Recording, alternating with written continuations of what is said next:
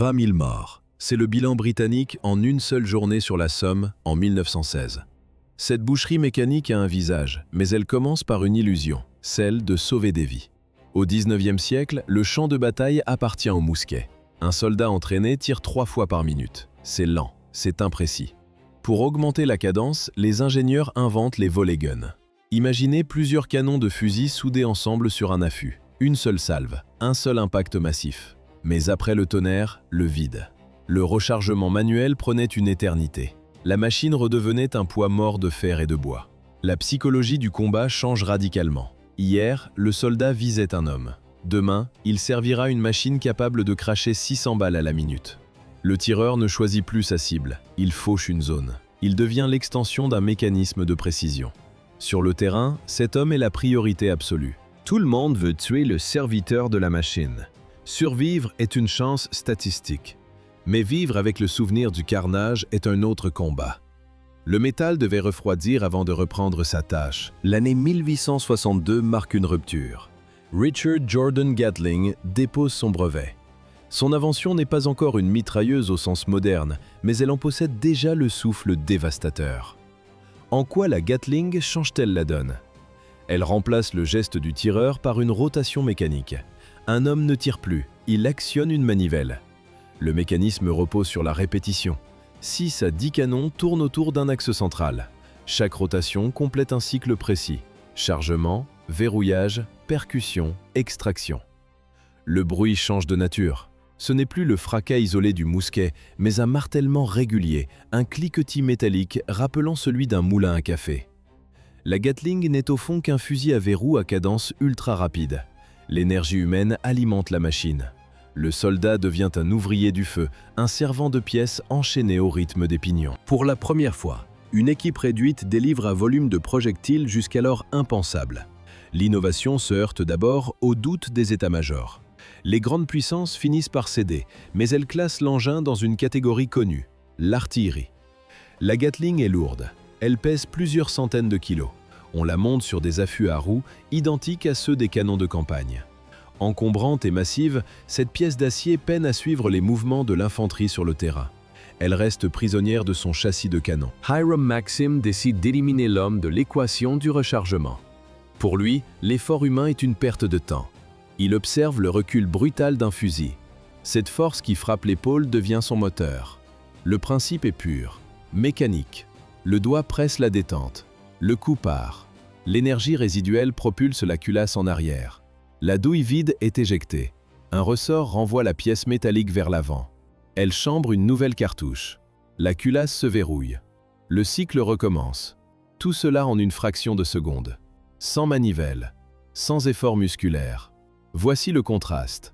Chez Gatling, l'opérateur est un moteur humain épuisé par la cadence. Chez Maxim, l'opérateur n'est qu'un spectateur qui maintient une pression. La machine fait le reste. La guerre quitte l'artisanat pour l'industrie lourde. Entre 1883 et 1885, l'inventeur verrouille le marché mondial. Il dépose des brevets pour le recul, l'emprunt de gaz et l'inertie. Il bloque chaque issue technique pour ses concurrents. Maxim obtient la propriété exclusive sur l'avenir du combat automatique. Le prototype de 1884 fonctionne avec le carburant du siècle passé, la poudre noire. C'est un exploit d'ingénierie.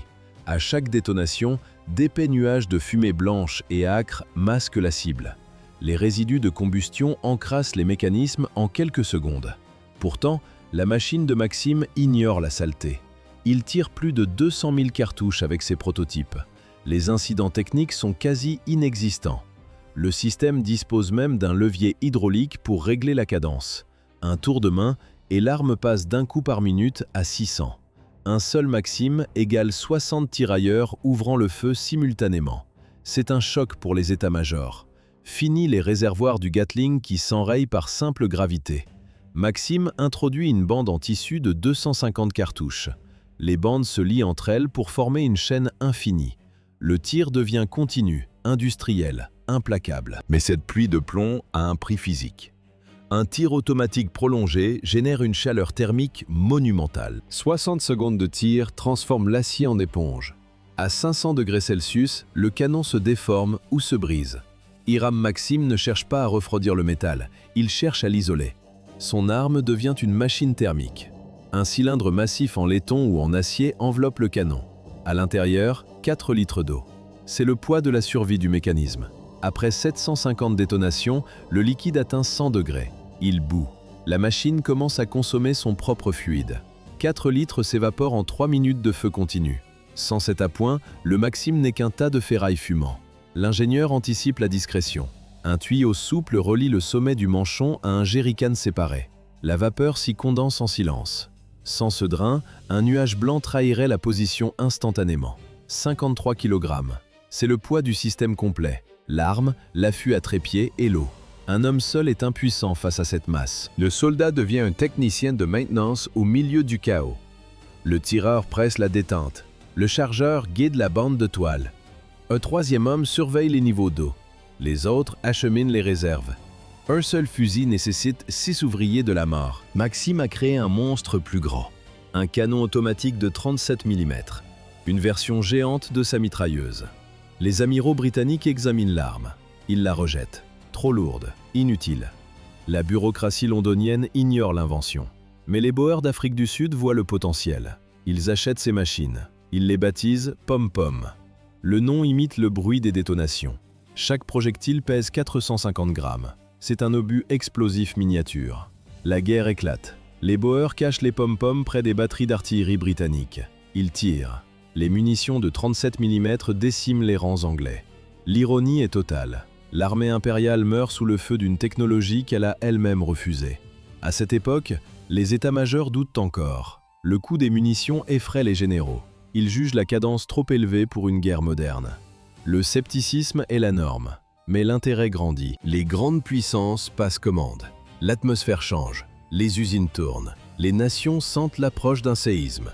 Personne ne devine l'échelle du massacre à venir. Le monde attend dans un calme électrique. Le design de Maxim enfante 3 monstres, 3 variantes.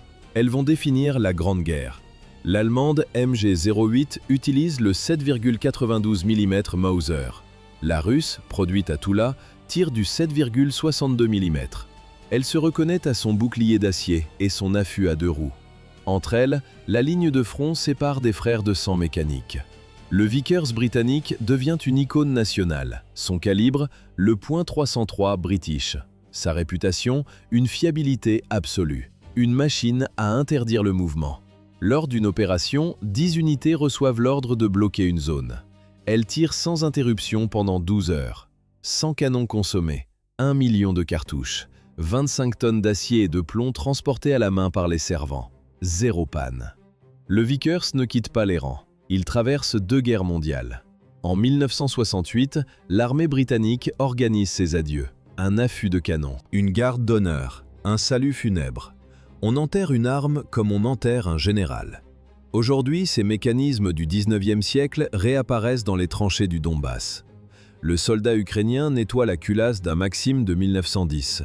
L'huile brille sur le métal froid. L'arme tire encore. L'armée française refuse le modèle Maxim. Elle choisit une autre voie. Le regard tourné vers les sables d'Afrique, Paris impose ses propres contraintes techniques. Le refroidissement par eau est un fardeau logistique. Comment refroidir le canon en plein désert? La réponse tient dans l'acier. Des anneaux massifs entourent la base du tube. Ces radiateurs dissipent la chaleur dans l'air sec. La mécanique change radicalement. Le Hotchkiss abandonne l'énergie du recul pour l'emprunt de gaz. Le canon est lourd, épais. En plein combat, l'acier monte à 400 degrés Celsius. Dans le crépuscule des tranchées, le métal émet une lueur rouge sombre et menaçante. L'arme encaisse. Elle ne rompt pas. Le prix de cette autonomie est la cadence. Pas de ruban de 250 cartouches ici. Le Hotchkiss se nourrit de bandes rigides de 24 munitions seulement. Un choix tactique sacrifié sur l'autel de la fiabilité géographique. Les soldats du corps expéditionnaire américain débarquent avec des calibres inadaptés. Ils adoptent le Hotchkiss dès leur entrée en guerre. L'examen de passage du Maxim ne se déroule pas en Europe. Il a lieu sur les terres du peuple Matabele. En 1893, 700 paramilitaires de la British South Africa Company s'enfoncent dans le bush. Face à eux, 6000 guerriers Ndebele. La colonne britannique transporte 5 mitrailleuses Maxim. Les guerriers lancent une attaque nocturne surprise. Les 5 canons déchirent l'obscurité. Un vacarme continue. Le tonnerre mécanique étouffe les cris de milliers d'hommes.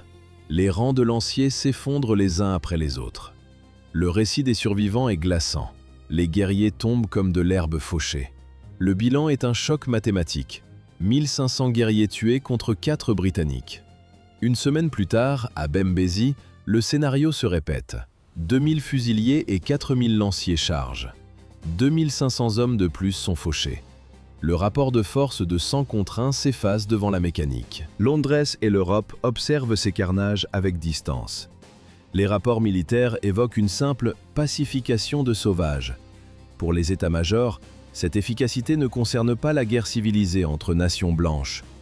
Ils ignorent les signes, même après les massacres de la guerre russo-japonaise.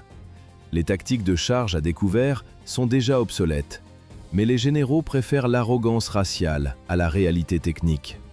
Ils prédisent que le conflit européen restera une affaire de mouvement et de courage.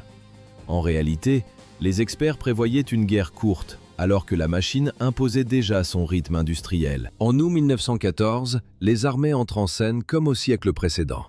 Les officiers paradent en uniformes colorés. Les képis rouges et les tuniques bleues tachettent les champs de l'Europe. Tout le monde l'affirme, le conflit sera court. Les soldats seront rentrés pour Noël. La doctrine militaire ne jure que par l'offensive. Les généraux méprisent la défense. Pour eux, la victoire ne dépend ni de la tactique ni de l'acier. Seul compte le cran. La volonté de vaincre doit briser le plomb. Comment vaincre une mitrailleuse avec une baïonnette? La théorie est simple. Les bataillons avancent en ligne serrée, épaule contre épaule. Une ligne de tirailleurs ouvre la voie. On injecte des réserves pour combler les vides laissés par les morts.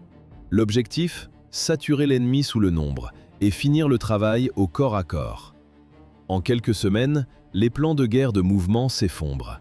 La réalité industrielle percute le romantisme du 19e siècle. La technologie défensive a pris un siècle d'avance sur l'attaque. Les barbelés freinent, l'artillerie rapide écrase, le Maxime fauche. Le courage ne sert à rien face à 600 balles par minute. Les rangs serrés deviennent des cibles parfaites. Sur un terrain découvert, une seule pièce automatique peut rayer un régiment de la carte. Les hommes tombent par vagues entières, sans même avoir vu l'ennemi. Le choc est total. Les généraux envoient la jeunesse d'Europe courir vers un mur de feu invisible. Personne ne peut traverser la plaine. À Noël 1914, 3 millions de soldats manquent déjà à l'appel. Les états-majors comptaient sur une guerre éclair. La réalité est un massacre industriel. En septembre, la bataille de la Marne brise les illusions. 500 000 hommes tombent en une semaine. C'est l'équivalent d'une métropole européenne rayée de la carte en 7 jours.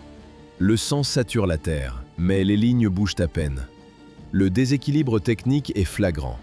Le corps expéditionnaire britannique débarque avec seulement 2 mitrailleuses Vickers par bataillon.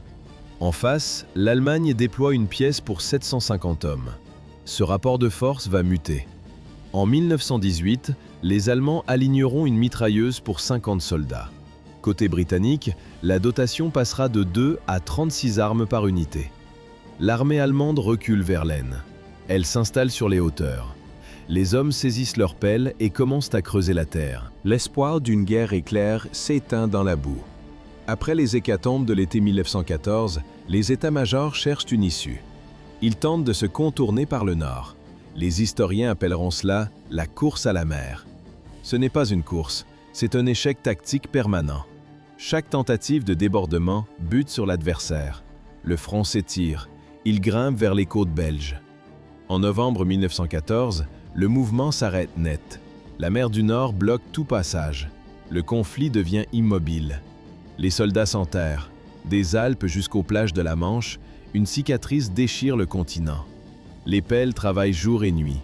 L'écosystème des tranchées naît de la peur de l'artillerie et des balles. Une ville souterraine s'organise sur des milliers de kilomètres. La densité de feu devient absurde. Dans certains secteurs, on dénombre plus de 30 mitrailleuses par kilomètre de front. L'arme impose sa loi. Elle pèse 40 à 60 kilos. Elle nécessite entre 4 et 8 servants pour fonctionner. Impossible de l'utiliser en courant. C'est une ancre d'acier qui verrouille le terrain. 25 000 milles de tranchées, c'est la longueur totale du réseau creusé durant la guerre. la circonférence exacte de la Terre. Le poids des affûts condamne la mitrailleuse à l'immobilité défensive. L'immobilité des affûts transforme le champ de bataille en un problème de géométrie pure. Les ingénieurs militaires divisent le front. Ils placent un nid de mitrailleuse tous les 228 mètres. Chaque nid croise son feu avec le voisin. Entre eux, des réseaux de barbelés de 15 mètres d'épaisseur.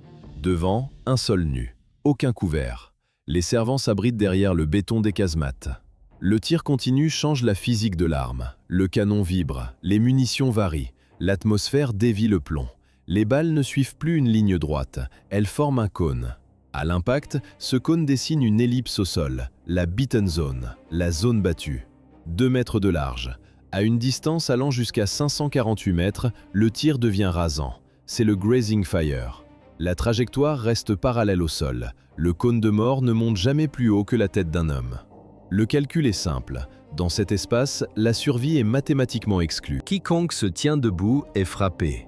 Plusieurs mitrailleuses verrouillent ainsi des secteurs entiers sur 3 km de profondeur.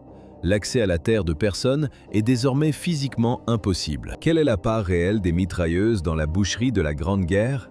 Entre 20 et 40% de tous les décès au combat. Ce chiffre est un coup près.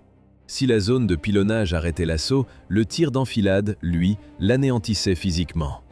L'artillerie sème le chaos et cause 60 à 70% des blessures. La mitrailleuse, elle, pratique la liquidation chirurgicale. Elle ne tire pas de face, elle balaie le flanc des formations. Une seule balle en enfilade peut traverser 3 corps alignés. Le projectile ne s'arrête pas au premier impact, le terrain devient un piège géométrique. La nuit, les sapeurs posent des ceintures de barbelés de 15 mètres d'épaisseur. Ces obstacles ne servent pas à arrêter l'ennemi, ils servent à le canaliser. Ils forcent l'infanterie à stagner dans les couloirs de mort. La boue achève le travail de l'ingénieur. Les bombardements labourent le sol. La pluie remplit les cratères. Les soldats s'y enlisent. Certains se noient sous le poids de leur équipement dans une terre devenue liquide. Pour garantir ce taux de perte, le calcul était simple. Transformer le champ de bataille en usine de précision. Le tireur et son chargeur entrent en action. Pour infliger 40% de perte à l'ennemi, le servant ne se contente pas de tirer. Il devient l'esclave d'un mécanisme capricieux. Le nid de mitrailleuse n'est pas un abri, c'est une usine thermique miniature en plein chaos. Le tireur ajuste la mire. À sa droite, le pourvoyeur guide la bande d'acier. Le binôme forme le cœur du système. Mais pour maintenir la cadence, une logistique monumentale s'active dans l'ombre des tranchées. La consommation de munitions dépasse l'entendement. 2 compagnies d'infanterie entières sont mobilisées pour une seule tâche, transporter les caisses de cartouches. Un flux humain ininterrompu pour nourrir l'acier. Le refroidissement est une obsession physique. En plein combat, l'eau dans le manchon entre en ébullition. La vapeur siffle. Si les réserves sont à sec, la physiologie remplace la logistique. Les soldats urinent directement dans le réservoir pour empêcher le métal de fondre. L'air sature. Un mélange âcre de gaz de poudre et d'urine bouillante brûle les poumons des servants. Toutes les 60 minutes, le tube est à bout de souffle. Le changement de canon intervient dans l'urgence, un geste technique sous le feu. Dans la boue du front, le moindre grain de sable grippe la culasse. Le servant gratte la crasse avec ses doigts ensanglantés. Chaque enrayage est une sentence de mort. Un arrêt de quelques secondes permet à l'ennemi de franchir les 10 derniers mètres. Le mécanisme exige une attention totale contre l'humidité et les débris. La survie du secteur dépend de la propreté d'un ressort. La lutte contre l'enrayage était quotidienne. Qui était la cible prioritaire sur le champ de bataille? Ce n'étaient pas les officiers, c'étaient les servants de mitrailleuses. Tandis que le calcul luttait contre la mécanique, l'adversaire mobilisait tout son arsenal pour les anéantir. L'artillerie ouvrait le bal. Les bombardements visaient spécifiquement les nids avant chaque assaut. Puis venaient les snipers. Leur mission, abattre le tireur ou briser le mécanisme de l'arme pendant l'attaque. L'infanterie a muté pour répondre à cette menace. Les tactiques de choc sont nées d'une nécessité, détruire ses points d'appui. La grenade est devenue l'outil principal. Les Stoßtruppen allemands comprenaient des grenadiers spécialisés. Ces hommes ne portaient que des explosifs. Ils rampaient sur les flancs ou à l'arrière pour réduire la position au silence. Les Britanniques sont allés plus loin. Ils ont inventé le char d'assaut. Le tank n'était pas un outil de percée stratégique. C'était un bouclier d'acier conçu pour écraser les barbelés et neutraliser les mitrailleuses de face. Le contraste était brutal. Le tireur devait maintenir un feu continu pour sauver sa ligne de l'effondrement. En face, chaque homme, chaque canon et chaque blindé n'avait qu'un seul objectif, le tuer. Le Machine Gun Corps britannique a payé le prix fort. Les soldats l'ont surnommé le Club des Suicidés. Sur 170 500 hommes, les pertes s'élèvent à 62 000. 62 000 pertes sur 170 500 hommes. Le Machine Gun Corps ne compte plus ses morts. Les survivants ne parlent plus de régiment. Ils appellent cela le Club des Suicidés. Le tireur s'installe, il connaît la règle. Le nid de mitrailleuse n'est pas une position de défense, c'est une cible prioritaire. Les calculs de la tactique de défense en profondeur l'isolent loin devant la ligne de front. Il est seul face à l'artillerie et aux tireurs d'élite. Comment survivre à l'acier? Les Allemands tentent une réponse archaïque, la Sappenpanzer, une armure de plaques articulées. 27 kg d'acier au chrome-nickel. Elle protège le buste contre les éclats et les shrapnels. Une plaque frontale massive, la Stirnpanzer, vient renforcer le casque. Le visuel est brutal, un chevalier médiéval égaré dans la boue industrielle. Mais l'acier ment. L'armure arrête les éclats à basse vitesse, pas la balistique moderne. À courte portée, une balle de fusil traverse la poitrine du mitrailleur de part en part. La cuirasse ne sauve pas. Elle alourdit simplement le cadavre. Le cycle de mort est mécanique. Le premier tireur ouvre un feu continu pour briser l'assaut. Une balle le stoppe net. Le corps s'écroule. Le pourvoyeur l'écarte sans un mot. Il saisit les poignées de la mitrailleuse. Il sait que son prédécesseur est mort à cette seconde précise, à cet endroit exact. Il sait qu'un troisième homme attend derrière lui pour prendre sa place. Le mécanisme ne doit pas s'arrêter. Les hommes, si. Chaque soldat du calcul devient une pièce de rechange interchangeable. Le suivant monte déjà en ligne. Ceux qui ont évité de rejoindre les 170 500 victimes du corps ont ramené la guerre chez eux, dans leur esprit. L'artilleur frappe une coordonnée sur une carte. Le mitrailleur, lui, regarde sa cible dans les yeux. À 100 mètres, parfois moins. Il voit le visage de l'homme qui court. Il voit l'expression qui change quand la balle de 8 mm déchire la poitrine. Est-ce qu'on peut tuer des centaines d'hommes en une matinée et rester humain? Non. Les survivants parlent d'un automatisme macabre. On appuie sur la détente, on balaye l'horizon. Les corps tombent comme du blé sous la faux. Le bruit mécanique couvre les cris, mais pas les images. Le soir, le silence devient l'ennemi. Les visages reviennent dans le noir, des centaines de visages. Pour ces chanceux, la paix n'est qu'une longue nuit de remords et de cauchemars. Le diagnostic de l'époque est vague, mais la réalité est physique. Le cerveau sature de sang. L'état-major constate l'impasse psychologique et tactique. Pour briser ce cycle, la mitrailleuse doit quitter son nid de béton. Les ingénieurs reçoivent l'ordre d'alléger le monstre. L'Allemagne lance la production du modèle 0815. Peut-on transformer un affût de 50 kg en arme d'assaut?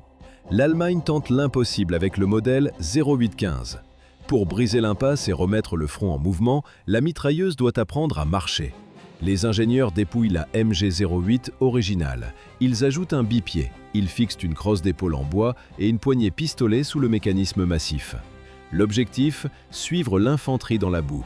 Le résultat pèse 48 livres, 21 kg de métal, d'eau et de munitions. C'est un échec technique. Une poignée pistolet sur un corps aussi monstrueux semble dérisoire. Courir sous le feu avec ce poids est une condamnation. L'arme reste trop lourde, trop lente, trop complexe. La tentative allemande s'embourbe dans les tranchées. Le blocage reste total. Un officier américain observe ce fiasco depuis l'Europe. Le colonel Isaac Newton Lewis propose alors une architecture radicale. Le colonel Isaac Newton Lewis brise la dépendance à l'eau. Son arme pèse 12 kg, un quart du poids des modèles refroidis par liquide. Le contraste est violent, plus de réservoirs encombrants, mais un manchon d'aluminium massif. Ce radiateur utilise l'air. À chaque détonation, le flux thermique est expulsé vers l'avant. La physique remplace la logistique. Comment un seul homme peut-il porter la puissance de feu d'un peloton? Lewis utilise des chargeurs circulaires de 47 ou 97 cartouches. Il se fixe au-dessus de la carcasse. L'équilibre change. Le fantassin n'est plus cloué au sol derrière un trépied de 50 kg. Il bouge. Cette mobilité crée une nouvelle doctrine, le tir à la hanche en marchant. Les sections d'assaut saturent l'espace pendant la progression. Le binôme reste la norme, mais un soldat seul peut désormais déclencher un déluge de feux mobiles. L'offensive retrouve sa vitesse. La production de masse commence en Grande-Bretagne, après le refus initial de l'armée américaine. Le Lewis devient l'icône de la section d'infanterie moderne. Mais toutes les innovations de cette période ne rencontrent pas le même succès technique. En France, l'urgence industrielle accouche d'un désastre mécanique nommé Chauchat. Alors que les Britanniques déploient le Lewis, une machine fiable, l'armée française équipe ses soldats du pire fusil mitrailleur de l'histoire. Son nom, le Chauchat. Le paradoxe est industriel. La France produit 262 000 unités de cette arme. C'est le record absolu du conflit. Mais la quantité ne remplace pas l'ingénierie. Le design condamne le tireur. Regardez le chargeur. Une demi-lune en tôle fine, frappée à la va-vite. Les ingénieurs y découpent une large fente latérale. L'objectif ? Surveiller le niveau de munitions. Le résultat ? Une porte ouverte sur l'enfer des tranchées. Le soldat rampe, la boue s'engouffre dans la fente. Elle colle au ressort, sature les cartouches de sable et bloque la culasse. Dans le vacarme, le Chauchat ne crache pas le feu, il hoquette. Sa cadence est de 250 coups par minute, un rythme lent, presque agonisant. 75% des incidents de tir proviennent de ce chargeur. Dans un stand de tir propre, l'arme s'enraye après 300 coups. Dans la boue réelle, le mécanisme lâche après seulement 100 tirs. Un soldat sur 4 portait cette arme, 3 sur 4 priaient pour qu'elle fonctionne. Le désastre change d'uniforme quand le corps expéditionnaire américain arrive en France. Washington commande une version adaptée au calibre 30-06. La mécanique, déjà fragile, ne supporte pas la puissance de la munition américaine. Les incidents deviennent systématiques. Les Américains reçoivent ces fusils mitrailleurs au moment de monter au front. Les soldats américains subissent l'enfer du Chauchat, alors qu'une solution existe déjà. Le salut vient d'Utah. John Moses Browning, le plus grand concepteur d'armes de l'histoire, répond au concept de Walking Fire. Son invention va redéfinir le combat mobile pour les 40 prochaines années. Le Browning Automatic Rifle, le BAR. L'arme pèse environ 7 kg. C'est 1,5 kg de moins que le catastrophique Chauchat français. Son mécanisme fonctionne par emprunt de gaz. Le refroidissement se fait par air. Browning choisit la puissance, la cartouche 30-06. Un chargeur amovible de 20 coups alimente le boîtier. Le rythme est soutenu, 500 coups par minute.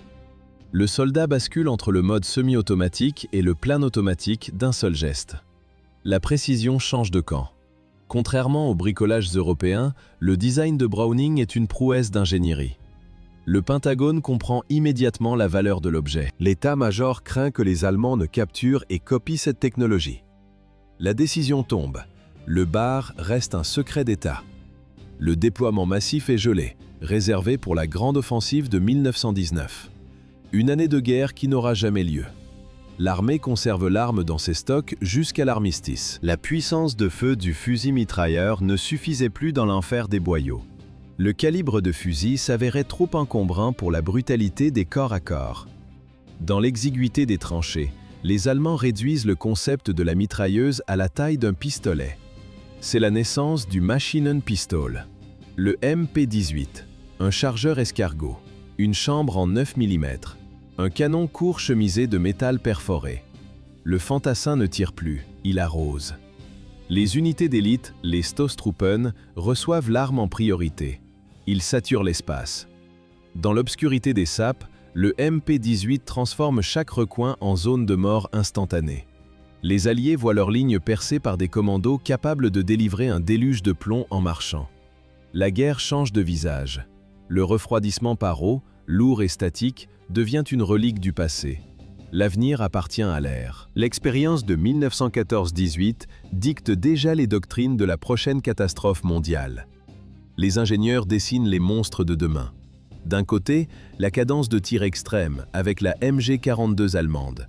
De l'autre, la force brute destructrice avec la M2 Browning américaine en calibre 50. Deux philosophies, un seul héritage. Le premier conflit mondial s'achève sur ce constat technique. Il n'était pas celui des empires, mais celui des mitrailleuses.